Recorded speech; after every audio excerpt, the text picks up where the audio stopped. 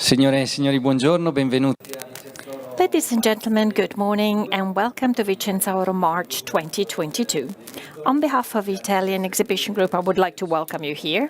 Thank you for being here in presence and connected with us online. The claim of this edition is all at once. The meaning of all at once is we want to be all here, all on one platform, since Vicenza Auto is the platform of the community of jewelry. And for this reason, we provide several services. We promote the dissemination of culture. We promote business, education, and training. In 2018, we introduced digital talks,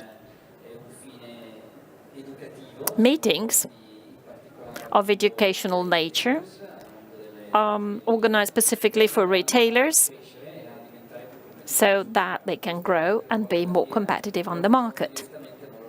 So the fair has entrusted professionals to do this. Stephen Tranquilli is the volcanic director of Federpreziosi. We also have the president here. They support us, they're part of our community, and they help us support their members. I would like also the president of Tarif for being here today. Thank you very much. Thank you to us Orologi. We have the whole board of Federpreziosi here today. Thank you very much. Stephen, you can introduce our guests, whom I would like to thank for your contribution to the value of our fair. Enjoy the morning. Thank you very much, Marco, and thank you very much to Vicenza Fair for the hospitality. For almost 5 years, so soon we are going to celebrate our 5th birthday. I always like to start from an episode. A dear friend from the south of Italy some years ago came to the fair and asked me to participate in a meeting, but this was a closed meeting. But he was so determined that in the end he managed to have access to the room and to participate in this educational meeting. It was an international meeting.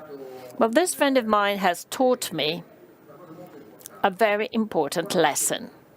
That is, how important it is to be at a fair. At a fair, you can actually learn so much, so many new things, and never before has it been so important to listen to what the experts can tell us. Today, we're going to talk about digital world. We've heard so much about the digital transformation, about how important it is, the digital aspect, because it can actually expand our physical window case. And we have seen the acceleration of the digital world brought about by the lockdown, a period during which we all tried to express ourselves through the digital channels. But did we do this in the right way? Did we actually use all the tools and instruments that have been presented during the different digital talks? Well, today we want to go beyond, because being an entrepreneur means to look at the back, at the previous experiences, but also to look to the future, trying to anticipate possible changes. And we're experiencing change on a daily basis. Even now, I'm here to talk with our friends on the stage, and things are changing. Social changes, but also changes in our activities. We know that sales have gone back up to the levels of 2019. In the last part of 21 and the beginning of 22. But what about the future? How can we exploit the digital tools that exist today, or consultants, or all those who can give us new tools and means for our toolkit? We will discover this together. We will try to focus on opportunities, and we will try to identify the risks. So this is the starting point. Today, we will talk together with Rosario Magro and Chiara Dalben of the agency Flow, and they will tell us about opportunities. They will tell us what they do, their job. They will introduce themselves, but then we will also see the differences between the physical shop and the digital world. And we will also involve another sector, the sector of watches. So these are the advantages of a large community. We need to exchange ideas, opinions. We need to know what happens in terms of the large distribution and in terms of the retail. So, Chiara, would you like to start? I'm sure that you're going to provide us many stimuli so that we can reach our audience, an audience which is changing. With a lack of tourism, and with some parts of our market being quiescent, we have learned to propose ourselves in a different way. We are resilient. We are able to communicate the beauty of jewelry, the beauty of watches. And beauty has actually been the common denominator of this fair. We have addressed beauty from many different viewpoints. But what is beautiful is an emotion, and jewels are emotions. Do you believe that these emotions can actually be transferred via the network, via the web? Absolutely. Although I am convinced that the digital and the physical experience must go hand in hand. You also need a physical experience. So the digital experience can help, but the physical experience is paramount. Yes, they've always taught me that you have to touch jewels, you have to wear jewels. I am the son of a craftsman, and my father taught me to look at a piece of jewelry, to analyze the work that has been done. And that's a famous storytelling that you have always been talking about. You know, so how can I describe what lies behind the jewel? So that's why we have invited you here. And then, of course, we will leave the floor to my dear friend Silvio, with whom we have shared many experiences and many meetings on this topic.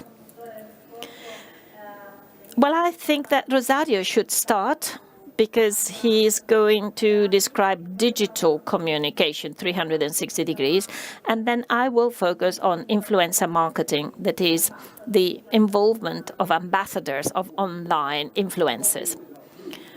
Rosario, tell us what Flu is. Well, we are a vertical influencer marketing agency, which is part of a group called Uniting, that includes other vertical agencies focusing on digital, but also on-field and live experiences, sampling. So we work with approximately 120 brands in Italy of different industries. And we also have a unit that focuses on brand content and storytelling. Today, we have tried not only to develop projects together with companies, but also to measure the change that is taking place today and how this can determine future scenarios that brands have to capture, analyze, and use to go hand in hand with the change. And there have been so many changes, not only because of COVID, but also because digitization has accelerated enormously.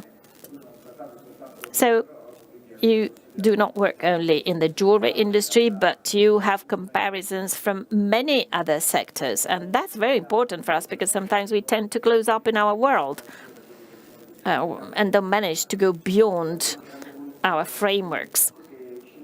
Well, I remember that 5 or 6 years ago, industries like the banking industry used to ask, do you already work with other banks? And if you said no, that was a negative answer. But today, things have changed. They like it if you work in many different industries. I mean, if you say, no, I'm not working in the banking system today, then the bank is interested because of the contamination.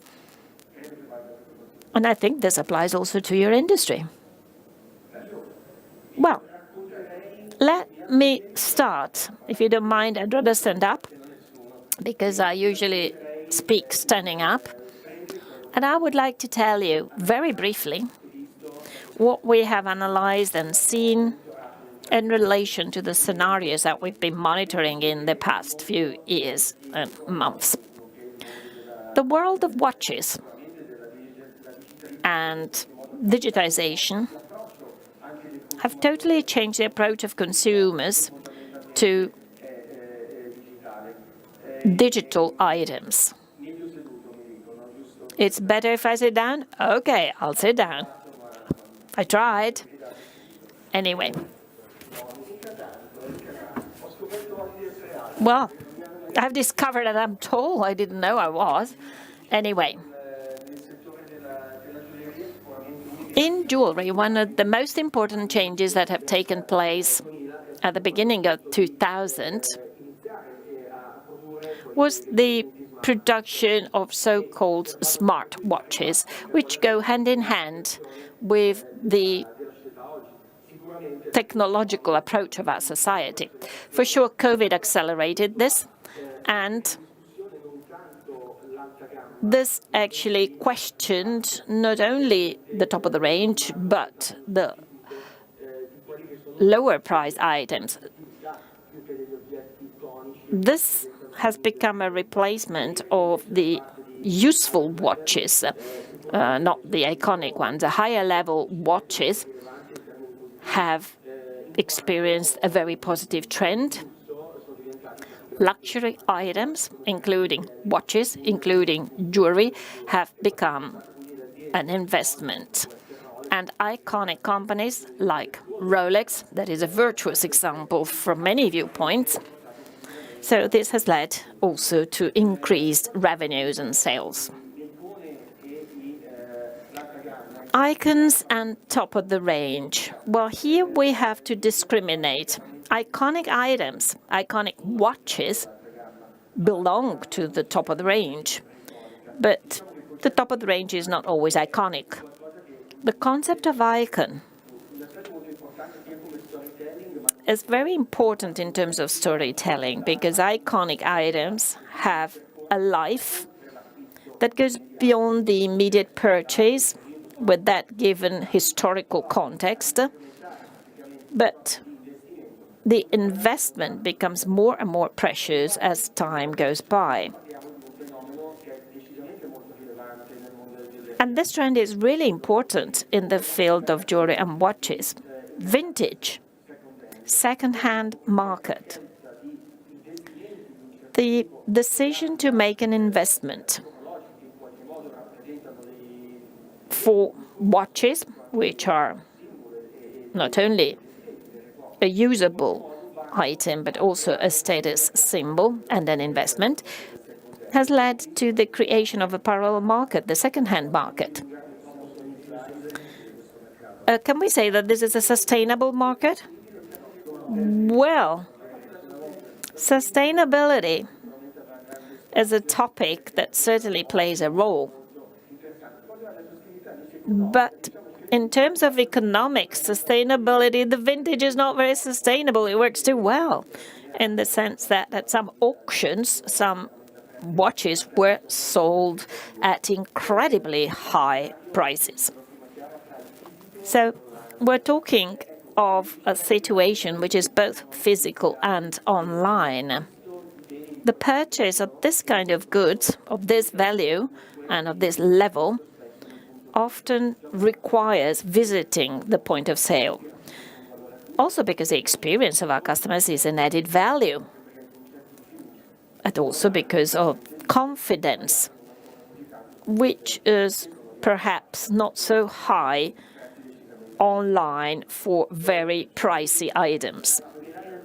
Sustainability, you mentioned it, and we cannot but talk about sustainability. However, I mean, as you told us today, everybody speaks of sustainability today, but those who really ask for sustainability are Generation Z and millennials. But these two targets are also very much interested in the truthfulness of what you claim. So you can't say you're sustainable, you must be sustainable.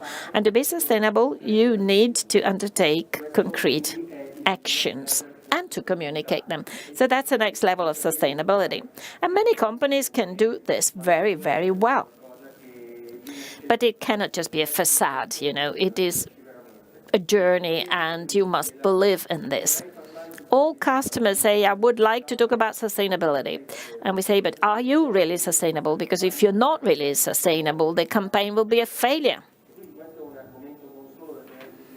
So this is another aspect that must be considered and must be very carefully analyzed together with the management of the company, but also together with within the social context of that company. Another interesting point is the so-called online buzz. That is, which are the topics that attract attention that people usually search? Well, one of these is a measurement of the relationship with the digital world of that given brand. So we have the lower end and the higher end represented here.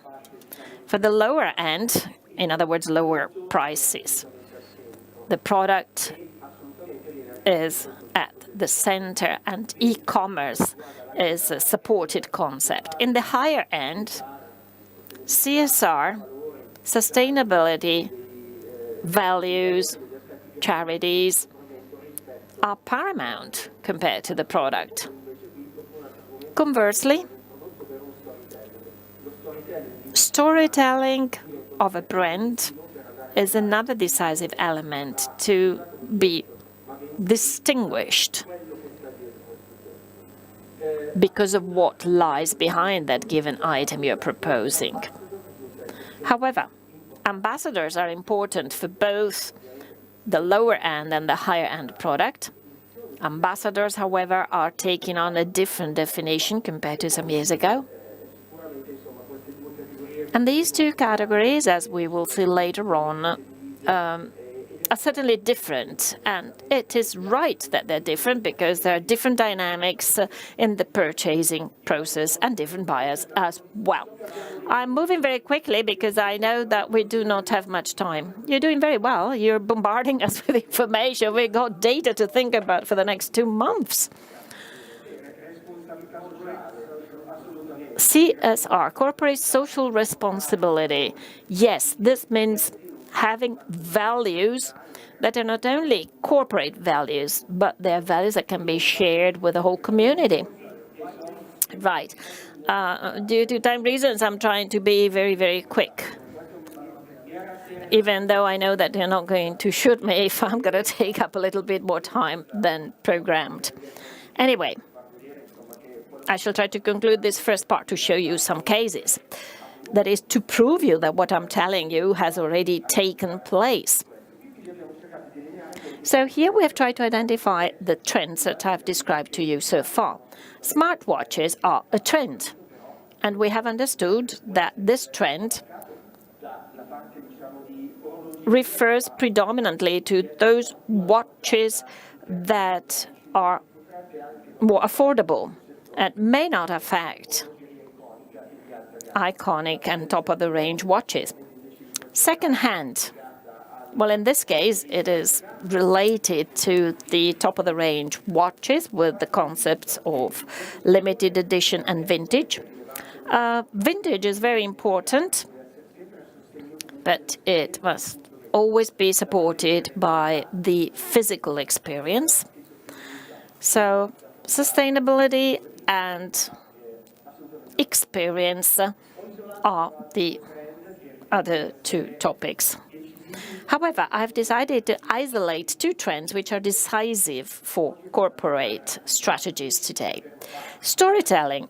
It is paramount to be able to tell your audience what you are. So storytelling today is really very, very important. And the same is true for the concept of ambassador, with a totally new definition of ambassador, because until 20 years ago, ambassadors were well-known individuals participating in classical media campaigns, press and TV. Ambassadors are not necessarily known individuals. When I say known, I mean those people who move things, but my mom has never heard of them. So these new ambassadors are individuals who have earned credibility, sometimes with the verticality of competencies for communities, specific communities. So we can say that potentially we can all be influencers. We're not all able to influence, or better, we can all influence, but the number of people we can influence can vary. That's the concept of ambassador, somebody who can influence.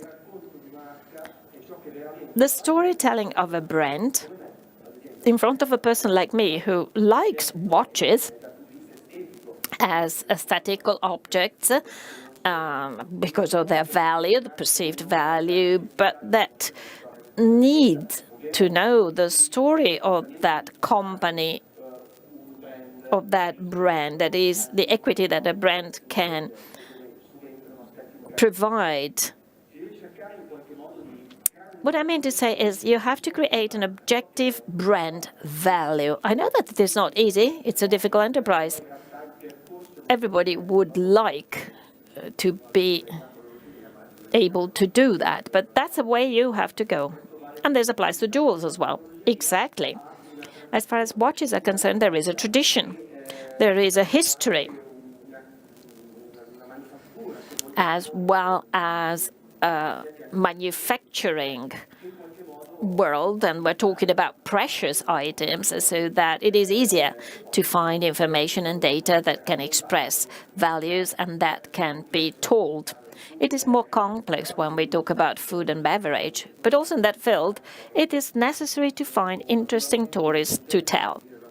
I'm very glad to hear a young person talk about manufacturing. So it is not just the aesthetics of a watch, it is also the manufacturing that is paramount. It is the creativity and the history that lies behind a piece of jewel. So you are young, and I'm glad that you're pointing towards this way. I'm not that young, after all. You're still young, don't worry. So very briefly, let me conclude my part of the story, that is. Let me tell you a few cases describing this process and describing the way how companies have followed these trends. Some of these cases are very well known. Perhaps you know them better than I do. Don't worry, repetita iuvant, as the Latins used to say. And anyway, perhaps I am going to tell them about these cases in a different way, highlighting aspects you haven't thought about. So this is a very important case.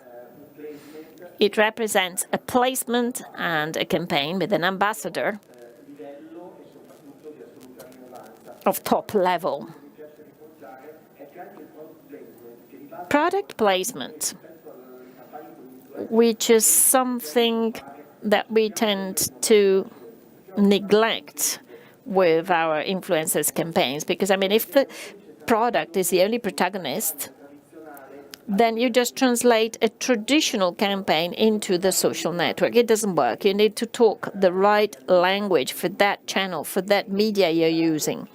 So in that case, in this case, and this is why I selected this case, the watch becomes part of the film. The item is a companion, and the protagonist is a credible person, because he's been watching that film, that he's been wearing that watch also in his private life, in Cannes, at the Oscar ceremony, in every public event, and during press campaigns. So this is a very virtuous campaign regarding the use of an ambassador and a product placement. I also have a short video to show you. Let's see if we can see the video. No, never mind. That's due to the price of petrol, yes, and an Aston Martin also drinks a lot of petrol. Right, so this is another virtuous example of a co-marketing, co-branding campaign. Once again, the credibility of this campaign is related to the fact that we do not have two companies deciding to do this together out of the blue because it was convenient in that specific moment. But rather, there is a long-lasting cooperation. Tag Heuer and Nintendo have been working together for more than 20 years.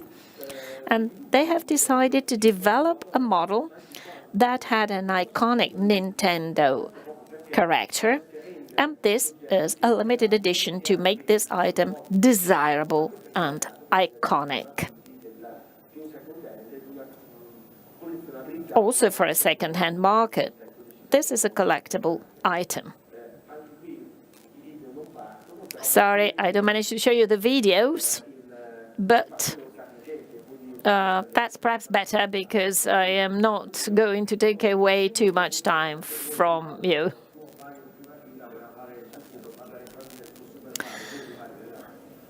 Well, we got Mario there, and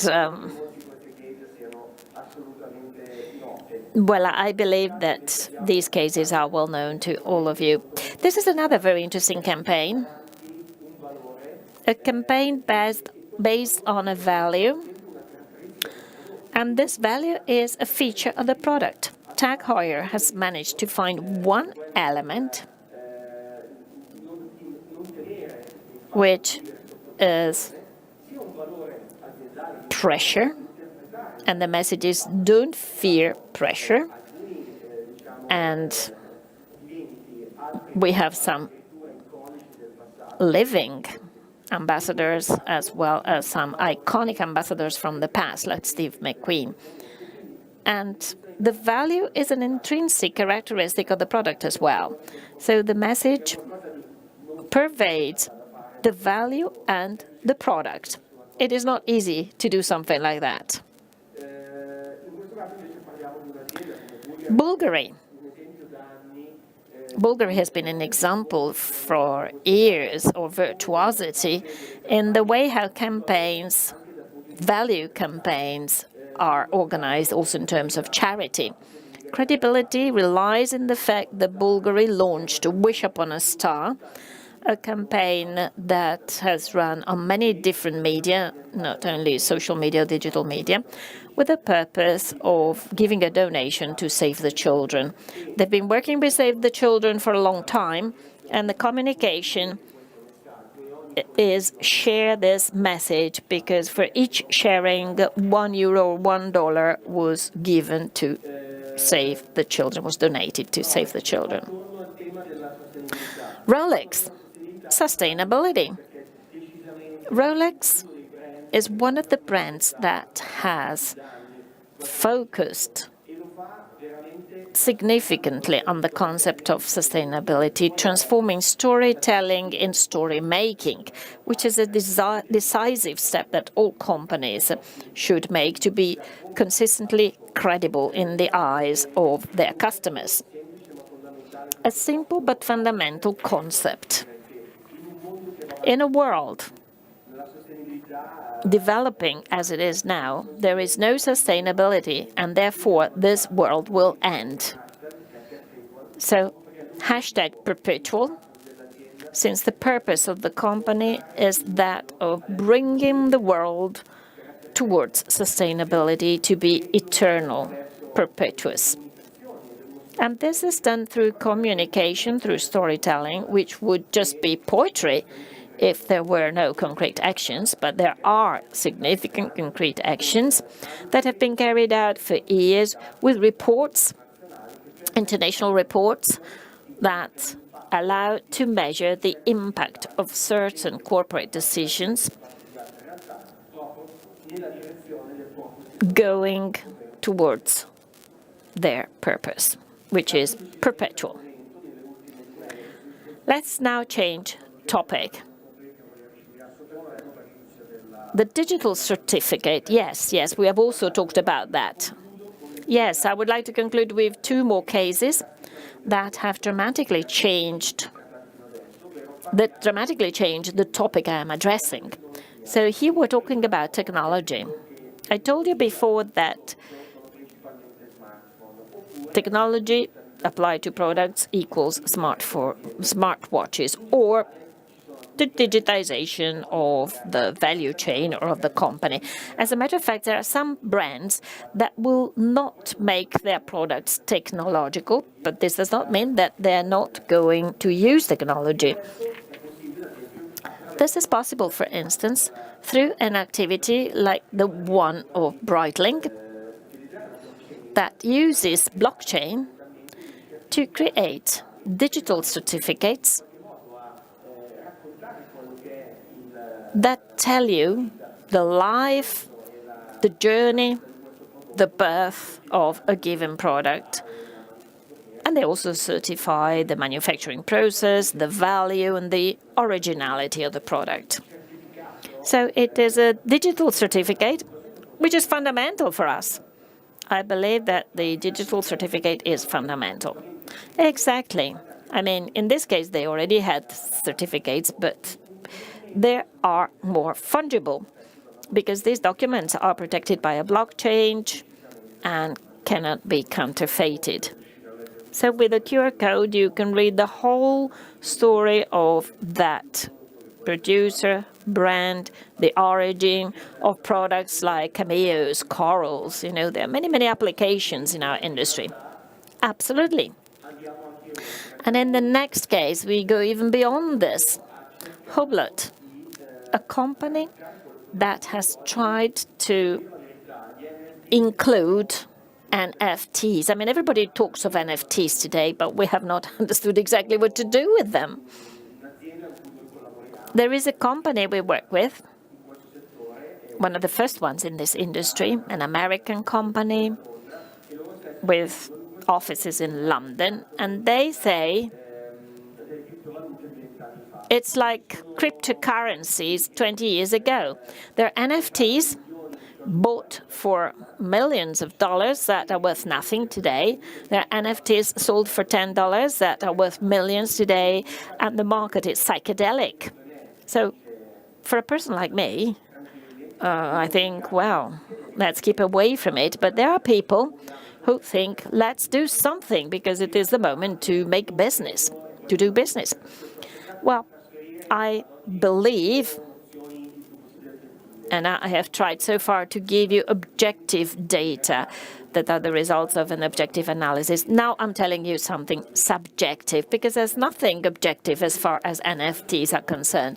We're investigating them. We're also proposing projects related to NFTs, but only when they represent the possibility to create a community. So I do not believe in a single NFT becoming a cult object that can be sold at an auction. But I believe in the fact that, like we can see in this case, a company can create a collection of watches that was a limited edition in cooperation with Wayfair. For 200 of them, NFTs have been created. Creating an NFT means not only giving something unique, but you can add to NFTs different utilities. This means that the 200 people who also have the NFT can enjoy privileges, advantages, contents, and a whole series of special initiatives that are an opportunity to create customers' loyalty, to create a community. And in the future, imagine what it would mean if 10,000 people had NFTs. I mean, they would become ambassadors of your brand. We are all influencers, I told you before, but it depends on how many people follow us. But if we can expand this to buyers, this concept of uniqueness, then certainly we will have storytellers and ambassadors that will support the growth of our company in every field and of every size. Also, large companies need that, even if they have large volumes. They need customers' loyalty, and you achieve that also with initiatives like this one. So Hublot has been far-sighted when perceiving that NFTs were not only cult objects, but actually something that could give an added value, especially in the future. That's all for me. Thank you. Thank you very much, Rosario. You've given us a lot of food for thought. And actually, what you told us for watches can also be applied to jewelry. These are all reading keys of our future. A future we have to look at with a heritage of knowledge. You have used some terms that maybe are not so well known in our industry, but we will have to learn this. Because as I said at the beginning, we need to anticipate the future. This is in the DNA of every entrepreneur. Brands are more evolved than retailers, but retailers can learn a lot because together in the large community you have mentioned several times, we can actually tackle change and be successful in the future. I mean, we do this on a daily basis in our shops. Whenever a customer comes in, we try to elicit emotions. We try to bring the customer closer and closer to our gold items. And we do this with passion. Chiara, we were talking about this before. And I believe that you are going to talk specifically about something that can be applied to a retail shop that is not structured like a big brand with a marketing office and with specific competencies for communication. But in the end, we have the need to communicate, so we must leave behind the physical window case. Of course, the point of sale is a very important touch point, but we need more tools to attract as many people as possible into our shop. And then we will use our competence, our passion, our professionalism to make the difference. And figures confirm this. We have a fixed number of retailers. At the beginning of 2000, we had more than 20,000. Now there's 15,000 of us, but this figure has been consistent in the last few years. So this means that we manage to survive on the market and we manage to communicate. Chiara, give us some more tools for our toolkit. Thank you, Stephen. Yes, I shall focus on the concept of ambassador. And I would like to take you in the world of influencer marketing. We will provide a few data to indicate the level of investment. And then I have many indications about the new trends, the new digital trends. Most likely I will also use some new terminology, but of course I'm here for your questions. And I will conclude with a few case histories to show you what can be done in practical terms. Yes, everybody asks me, what are the new social media? I mentioned TikTok and they ask, what is that? But you're going beyond. Yes, I'm going beyond that because, I mean, you were talking of NFTs. I will talk about the metaverses, the new assets of digital communication to update you about what is new on the market rather than talking about Instagram and TikTok, which are already pretty well known. Sure, but don't take too much for granted.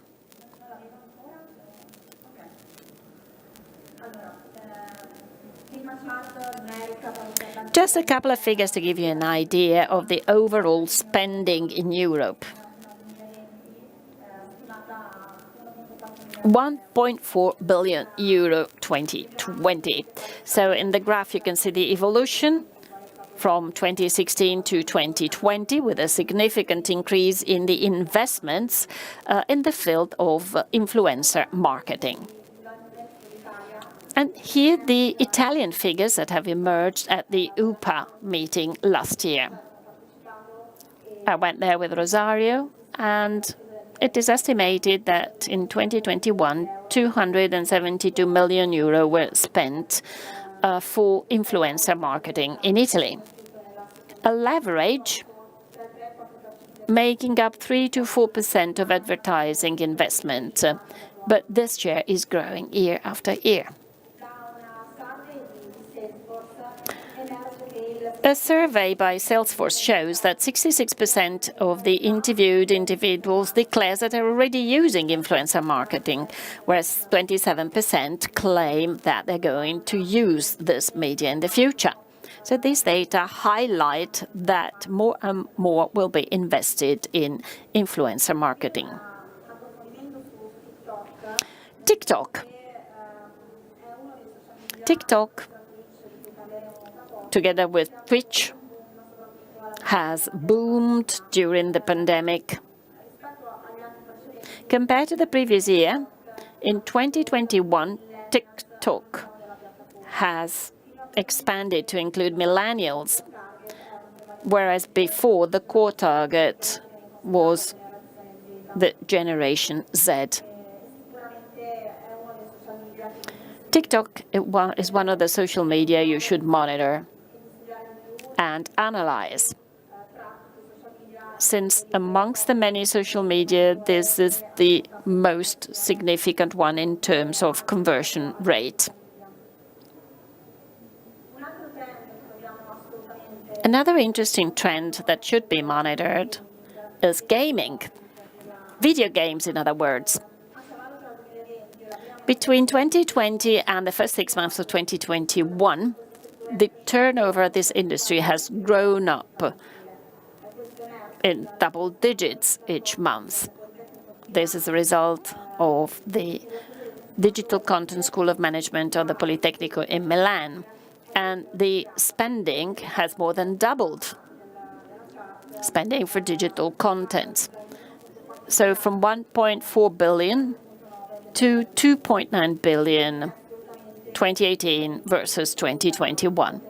So don't neglect gaming, and later on we will go back on gaming when I shall talk of Roblox, one of the new metaverse platforms. So after all these data, let's focus on the trends that I've summarized in the slide. We shall see them in detail one by one to see what they are and what we can do about them. Roblox. Maybe not all of you know Roblox. This is a social media, or better said, it is a platform. It is a video game, a platform where there are initial investments in terms of influencer marketing, but we're still at the dawn. What is extremely interesting in this case is the target.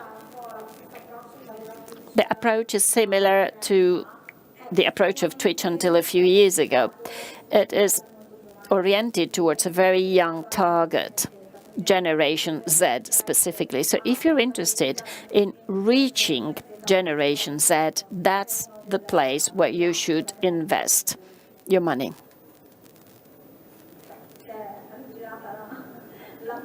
Sorry, the picture is upside down. Anyway, Megan Play, that you can see here, is the best-known YouTuber in Roblox.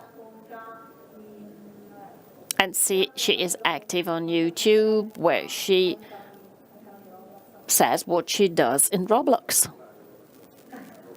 Head down, that's how she tells everything.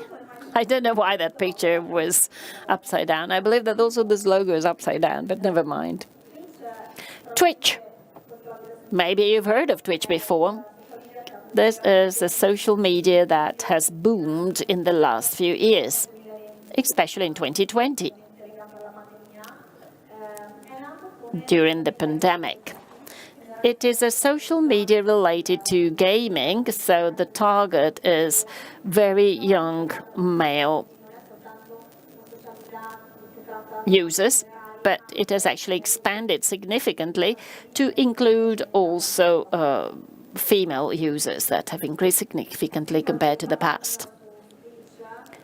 A few figures about Twitch: 30 million visitors each day. The majority of them as male, and 55% of them are between 18 and 34 years of age. Twitch is still focused on gaming.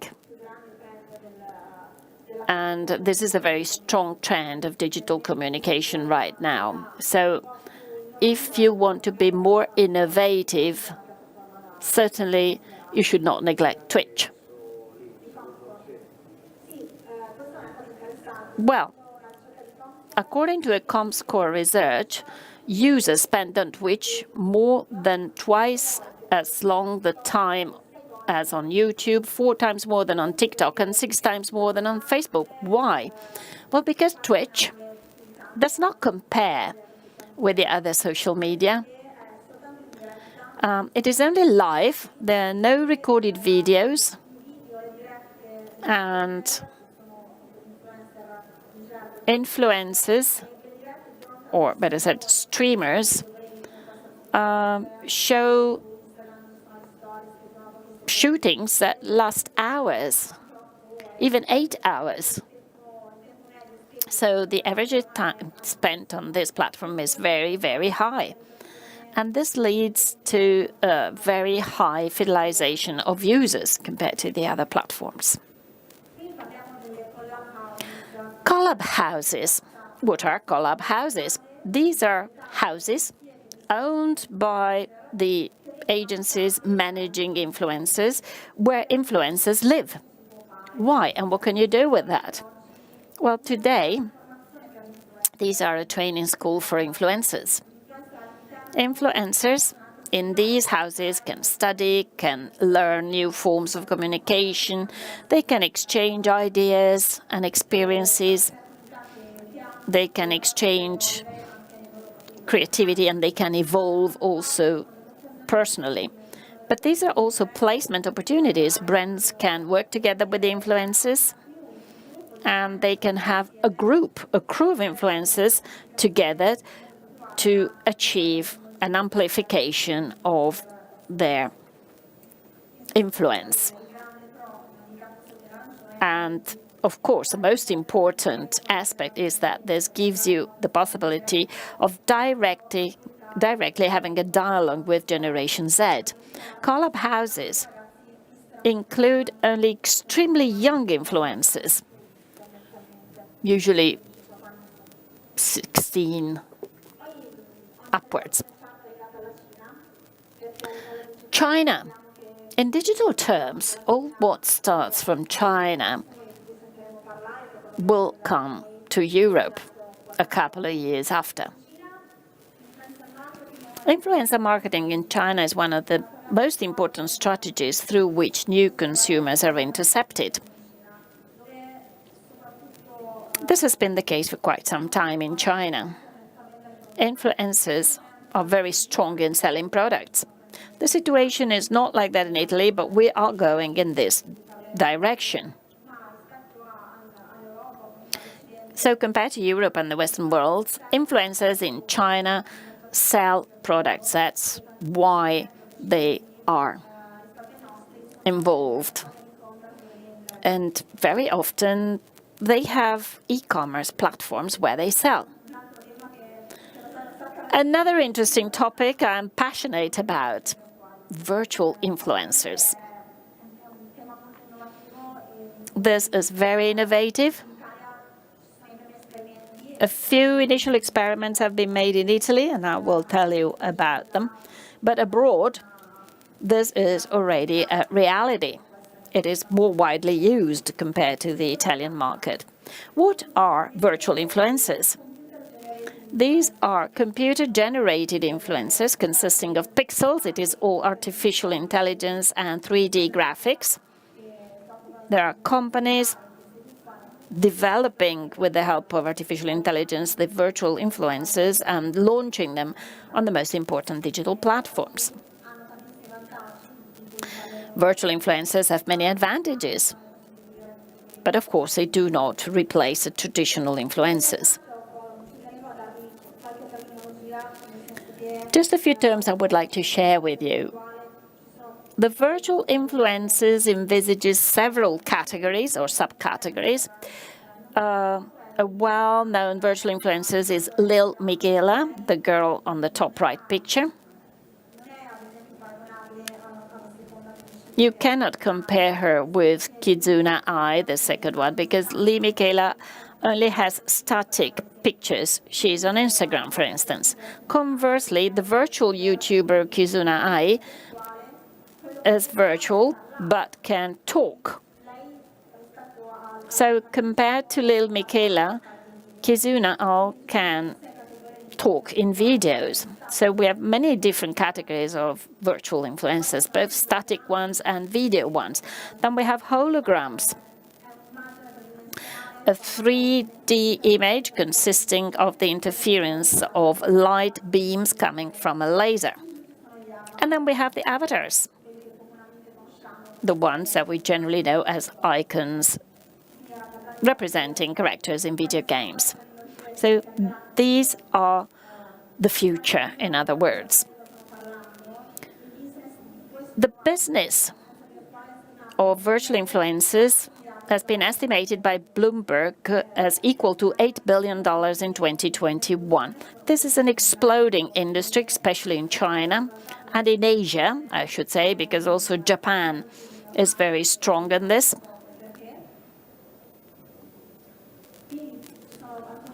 Here you can see some examples of the virtual influencers. We have Rosie and Angie, two virtual influencers that are very active on Chinese social media, like the TikTok version, Chinese version. Here you see another virtual influencer. But let's go to Japan now. Japan has evolved based on the passion for manga, for comics, in other words.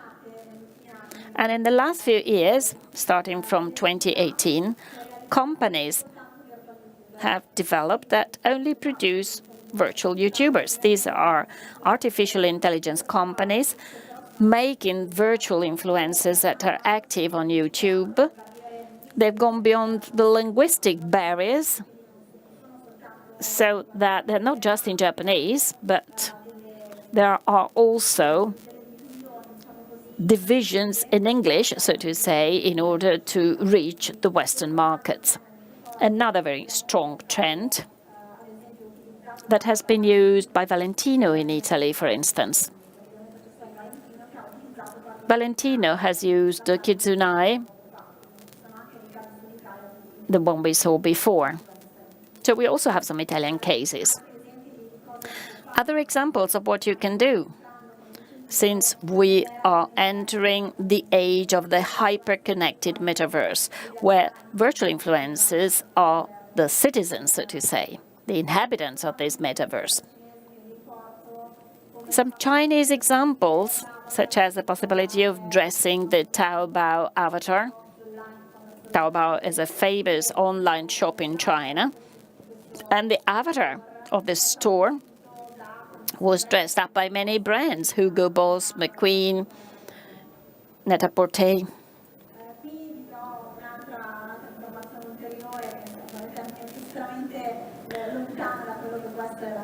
More information from the future.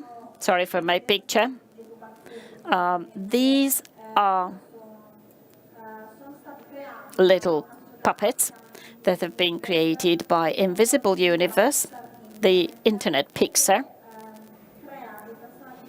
that creates virtual characters that are related to real-life celebrities. For instance, Serena Williams' daughter has a little toy, which is the baby with a tutu in this picture.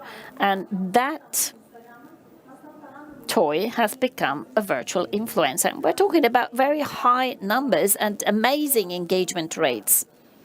So these are virtual influencers. I realize that we're going really in the future here, but I wanted to give you some idea of what the future has in store for us. Which are the advantages of these virtual influencers? Well, number one, they won't jeopardize their value because of scandals. They're extremely flexible because they're not flesh and bone, so they can totally adapt to the needs of the brand. And their engagement rate is 3 times as high as that of human influencers.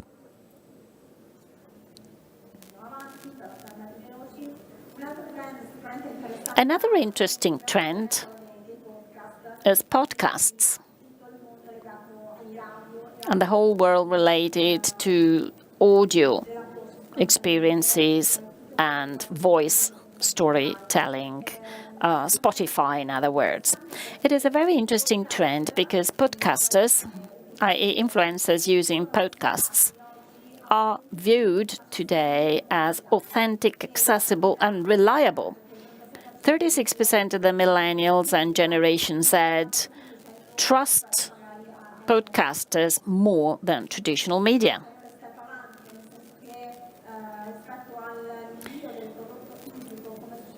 Virtual clothing. Instead of sending the physical product, in some cases it is possible to have the influencer wearing the digital version of the clothes, thanks to render 3D and augmented reality filters. So the influencers would never receive the physical product, but will clothe virtually. Farfetch was one of the first retailers to test the digital sampling process. Another interesting trend coming from China, but which is coming to Italy as well, and we're working on this in our agency, is live streaming shopping, i.e. the opportunities of company to sell in real time with the involvement of an influencer. That is the entertainer of the video. The influencer has the task to sell products. So we are going in the direction of using influencers not for product placing, for awareness, or for communication, but to sell products live.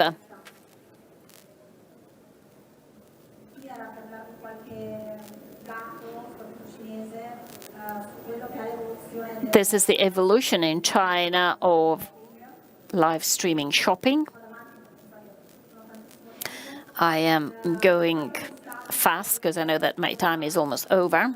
Just a few case studies to show you what can be done with influencers. Pandora has used Instagram and TikTok for a project.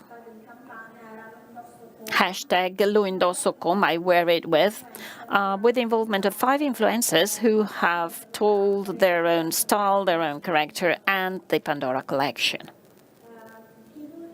Kiddled decided to use 4 women from the world of entertainment for their campaign last year. They reached more than 3 million followers with 6.5 million users of the campaign on the social media. Elf, a beauty brand related to innovation and new trends.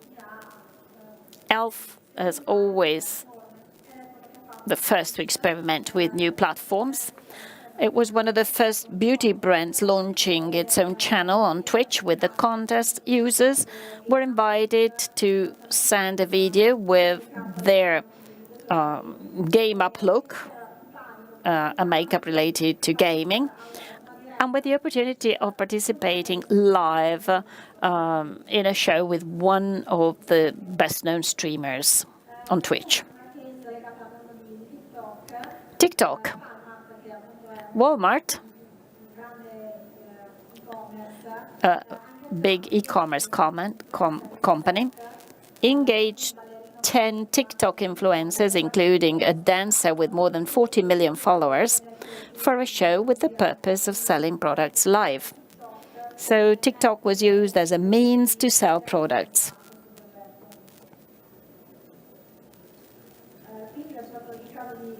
Ferrari.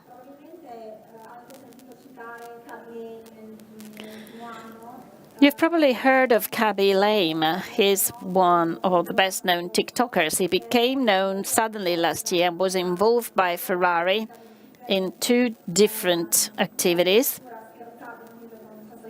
And he joked with Charles Leclerc in a video to make you understand how certain brands pertaining to the luxury area can actually involve very young TikTokers.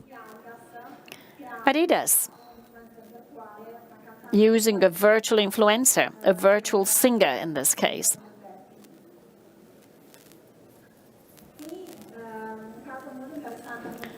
This is another interesting case. Huawei chose a virtual employer, influencer, and this virtual employer was presented at a corporate convention. Porsche, more virtual influencers. Porsche has announced a partnership with the Chinese companies developing virtual influencers. 2 Italian cases, Marangoni, training school, and Pinko, fashion company, choosing Nunuri, the influencer you can see in the photograph, selected as the first influencer for a training school. That was a case of Marangoni, and Pinko involved her in a project where there was an interaction between astrophysics and digitalization. Dior. At the Shanghai Fashion Week, Dior created a digital avatar of the real ambassador. This is a very interesting case because they simply made the digital version of their own physical ambassador. Louis Vuitton. K-pop influencers, Korean singers, have become the ambassadors of many luxury brands on the Asian markets. Dior, conjugating influencer marketing with extra digital assets such as filters on Instagram and on Snapchat, where these filters are provided. So what you see in the picture, the flowers, in other words, the flowers are there because the filter is related to launching a new fragrance for the summer, Miss Dior, the new Miss Dior. And this filter activities has been communicated by the influencers. The last case, Net-a-Porter.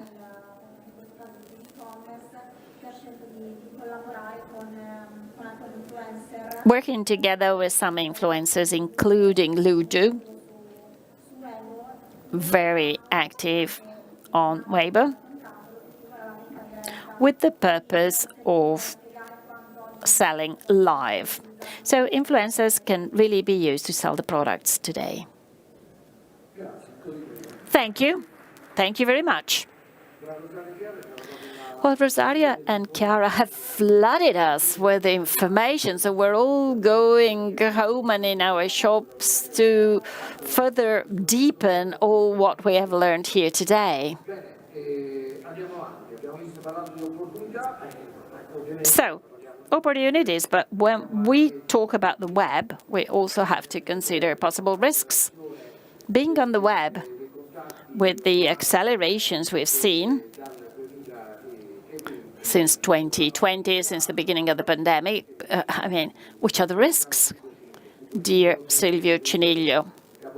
Silvio Ciniglio is my dear friend. He's also a lawyer in Naples, expert in cybercrime and cybersecurity. Can you provide us with some information? What's happening, Silvio? Is that your revenge? Have you asked a hacker to block everything? No, this was not a hacker attack, but we simulated the time available for an IT hackering attack. I mean, those few seconds would have been enough to hacker the whole system. So if you were stricken by the fact that all of a sudden we were not connected, you can very well think about the long-term consequences of a hacker attack, the pirates of the web. Right. If you agree, I would like to start with my presentation. So, Stephen, thank you very much. I would like to thank Feder Preziosi and IEG for this opportunity. As Stephen knows very well, this is a step of a process that started in 2018 with cybercrime. In the past, we tackled the topic from a different viewpoint, that is, giving companies working in this field the opportunity of selling their products online, supporting them, since we know that they were moving into unknown territory. 4 years have gone by, the world has changed with the pandemic, with the healthcare emergency. Many of our habits have changed.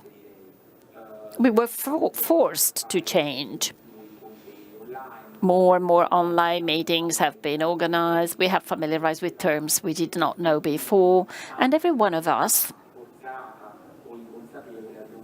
had to necessarily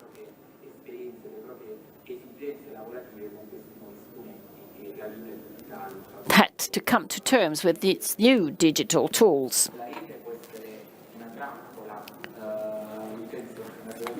The network can actually be a trap.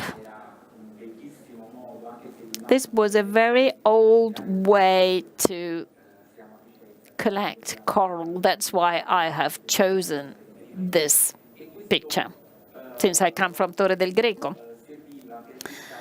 So this was the system to collect coral, but this was done indiscriminately. Today's methods are much more different. Today, coral is collected in a very careful and selected way. So this is to say that the net can be a trap or an opportunity. IT crimes and IT securities are not something far away from us.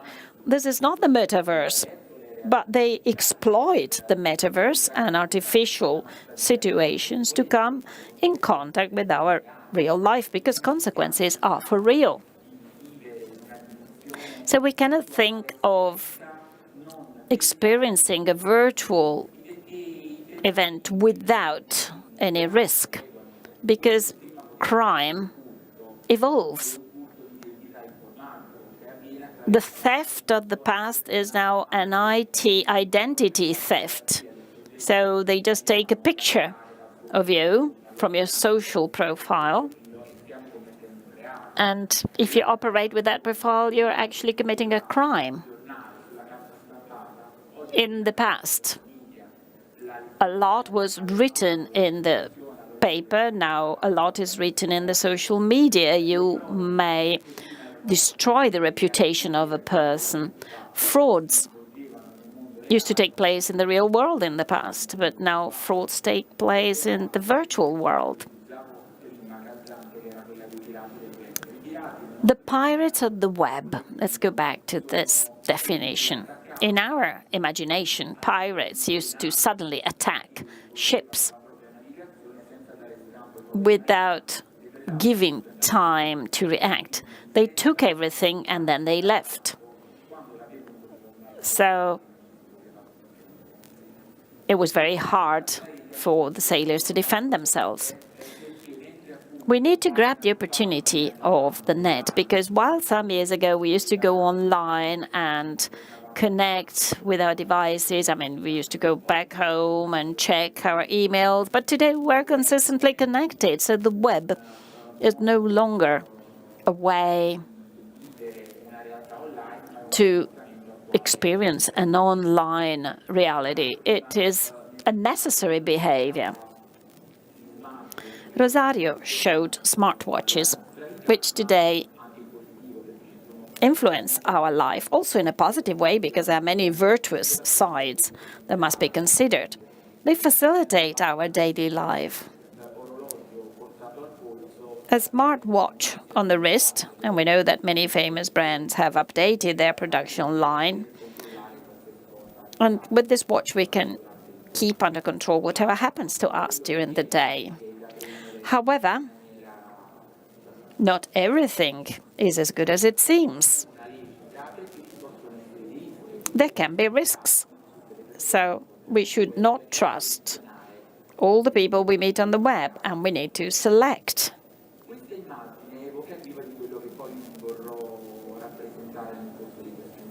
Have a look at this picture. The election of Pope Benedict XVI in Rome on the 19th of April 2005.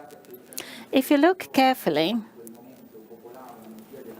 the people in Via della Conciliazione at that time look like a crowd. Some people can be identified, most of them cannot.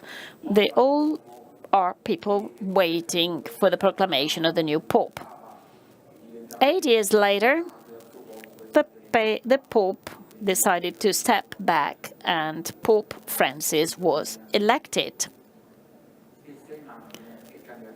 There's the same situation, but the world has changed. Everybody follows the election of the Pope on their smartphone, on their tablet, paying less attention to what was happening, most likely, because you tend to see the event through your photo camera rather than enjoying the event live.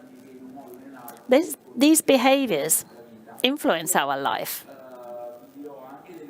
They change our life.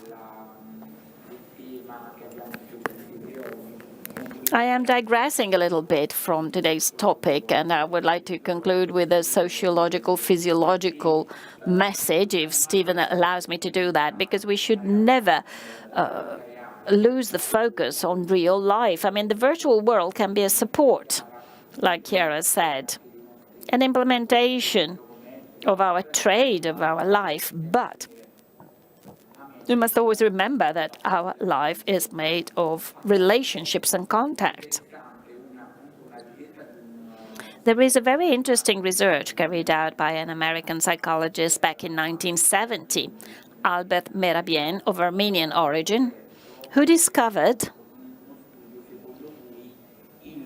that 93% of our communication goes through body language, glance, movements of our hands and face, and only the remaining occurs through our words. So the risk is fraught with risks because we do not know the people we're in contact with. I mean, imagine a football field where only our team is playing. We do not look at the opponents, we do not know their movements, we cannot prevent them, but the consequences of that football match are real, and therefore they can influence our life, especially if we are exposed to crime. The web pirates have changed their field of action and can be very dangerous. So the web was developed in the American universities as a way to exchange information amongst college students. That is also how Facebook was developed, and then they turned into a global market where information is exchanged, goods are sold, people are met. So there are advantages, but there are also risks. Just a few statistical data, also to make you understand the significance of this. A few months ago, Il Sole 24 Ore wrote that 800 IT crimes per day were perpetrated in the first 6 months of 2021. The digital crime is about 50% of traditional crime. Of course, this was the period of the healthcare emergency. On that period, we didn't meet as usual. We had more time for IT communication, and that's why there were more crimes in this field. On the 4th of January 2022, the postal police declared that 126 IT attacks were carried out, and we're talking about the successful ones, with more than 36 million euro being illegally appropriated. Smart working has also played a role and has significantly influenced our lives.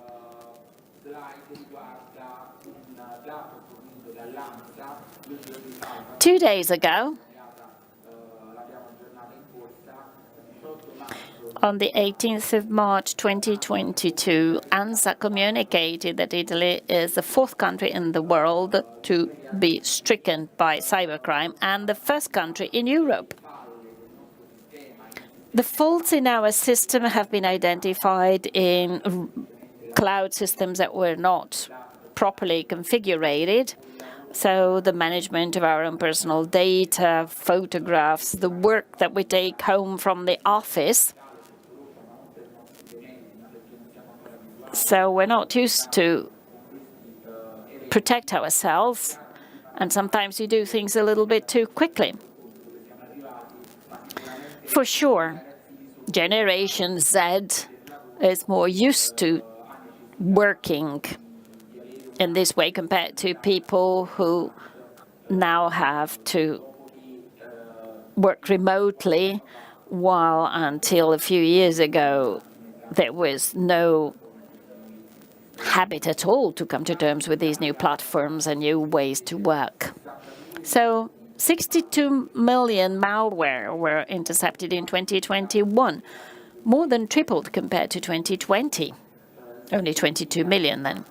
More than 6,000 cyber attacks, mail threats, 336 million, malignant sites and apps that have been blocked, 269,000, home banking intercepted attacks, more than 3,000. Public administration, banks, and healthcare are the most targeted industries. Well, in July 2021, the whole region of Lazio was actually blocked by an attack. And we realized that there was a big danger. You know, we had dealt with that superficially before, but then we realized that hacking was actually possible. Before, we had probably understated that. We had not understood how dangerous it was. A cyber attack is a subtle attack. You don't have the possibility to defend yourself beforehand. You don't know your enemy. And it is only when you have been attacked that you can react. And this is the reason why we work preemptively today, because prevention can give you best results. Also, when we give the state the task to protect us, to safeguard us, very often we do this too late, and the instruments available are not in keeping with the evolving time, because the web is evolving at an amazing speed.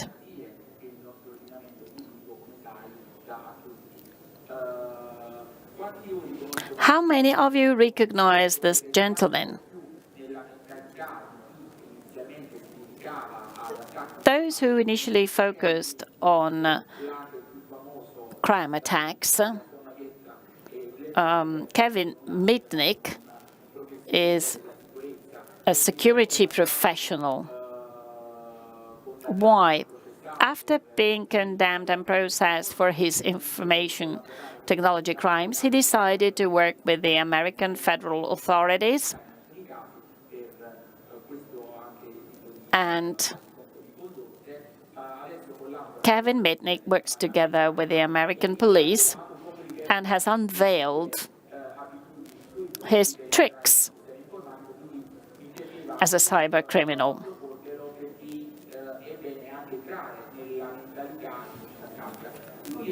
So what did he used to do? Well, he had very simple tricks that did work.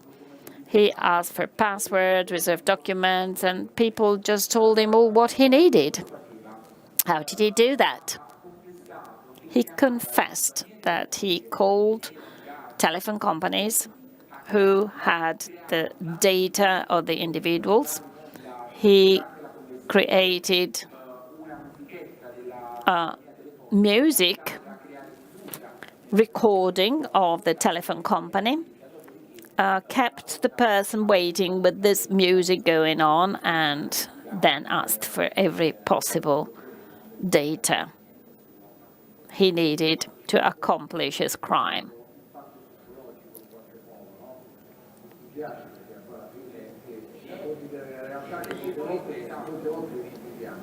I like you to tell us about all these things, but I would like to challenge you. We've got 4 minutes and 30 seconds left. You know, it's quite a lot of time. So in 4 minutes and a half, do you manage to tell us what we should do when we manage our websites? Right. The Agency for National Cybersecurity that defends us was set up short ago. It works together with the Privacy Authority. And these are the key words I would like to leave you with before talking about prevention. These are all words derived from the English language. Maybe you haven't heard them yet. Scamming or scam romance, phishing, web spoofing, and skimming. What does that mean? These are the 4 ways through which the web pirates attack individuals and companies. Skimming or scam romance is an almost romantic way, in the sense that they develop a liaison with the victim, so much so that the victim provides you with the data, the passwords, the security codes spontaneously, and the pirate then uses these data for his or her crime.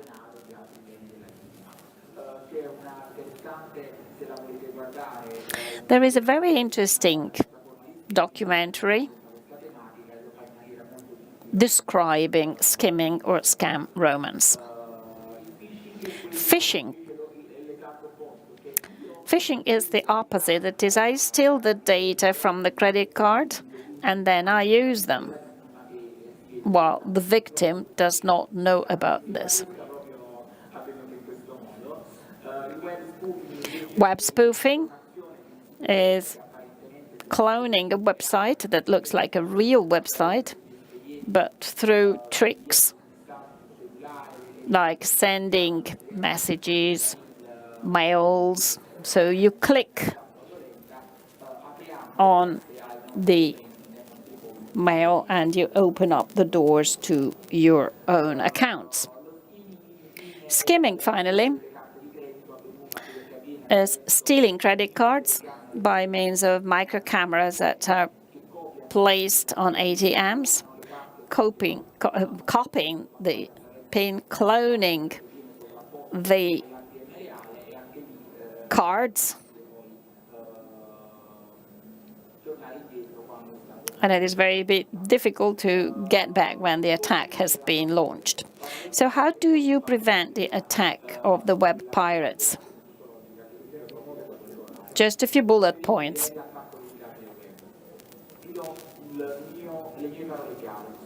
So first of all, choose carefully the password for your devices and diversify them.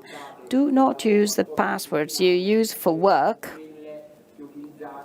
for your own personal use on streaming platforms, social. So diversify your passwords as much as possible. Adopt protection systems that are in keeping with new technologies, for instance, facial recognition, two-factor protection schemes. Put a very low maximum amount that can be withdrawn from your bank account. Do not open messages or mails that are suspicious. Do not trust too good offers or free of cost offers. If you have doubts, call directly the institution that has contacted you or look it up in the web and immediately report what happened to the postal police.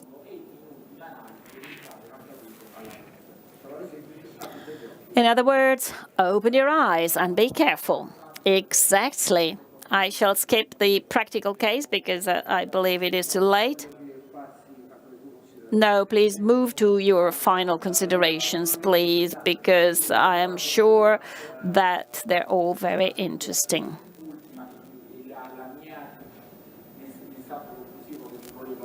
So my conclusive message is that in the last few months, we have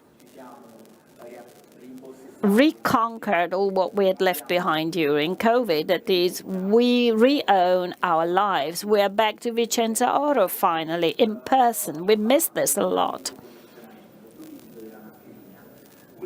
But of course, we must wear the mask. That's the only conditioning that has remained with us. Here you can see the article by Ines Weber, who compares the use of the mask to a way to cause some unease to individuals, because, of course, it is a duty to protect ourselves and the others to prevent the dissemination of the pandemic. But nevertheless, the mask has had two negative effects on all of us. And that's why I will connect this to our web meeting. So the first effect, negative effect, is that since our communication is based predominantly on the language, not only through words, but also through our body, our facial expression, a smile, a frown, the mask blocks this message and makes us all standardized. And this is a little bit what happens on the web. So the risk is dehumanizing humanity. So please try to take only the good consequences of this experience. Keep your eyes open. Use the protection devices that we are all using. But always remember that the real space, the real communication, personal communication is always to be preferred. Because when everything is finished, our name will be left, our reputation.